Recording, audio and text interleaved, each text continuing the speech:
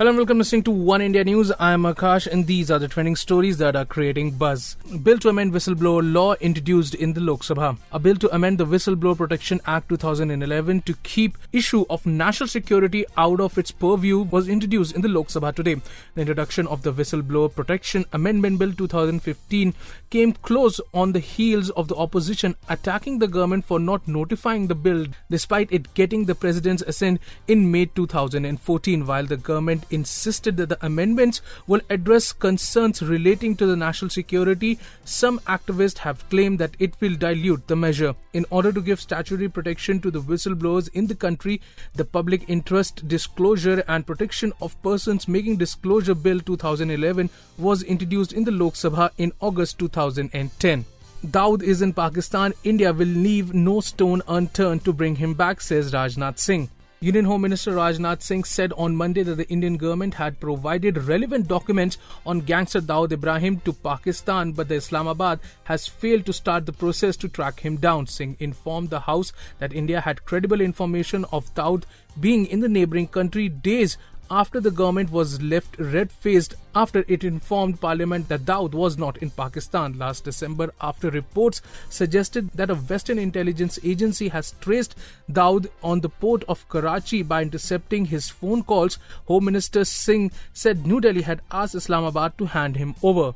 Suspected Indian Mujahideen operative arrested in UP, says Delhi Police. A special cell of Delhi Police on Monday said that they have arrested an alleged operative of the banned terror group Indian Mujahideen. The accused Mohammad Irfan was arrested last week from Baraich in western UP. Police said he has worked with Indian Mujahideen and is wanted in several terror cases. Special Commissioner for Police S.N. Srivastav said. Police said that Irfan was earlier a member of Lashkar-e-Toiba and was involved in a series of bomb blasts across the country in the early 90s following the Babri Masjid demolition. He was arrested by the CBI and later convicted by a court. Irfan jumped parole in 2001 after serving 8 years in prison. Buses off the road after DTC driver's death in road rage in Delhi. People travelling to work in the National Capital Region had a tough time on Monday morning after DTC drivers went on a strike to protest against the murder of their colleague. Commuters scrambled for autorickshaws and there was a huge rush on the Delhi metro as the DTC buses stayed off the road. The strike was called after a 42-year-old bus driver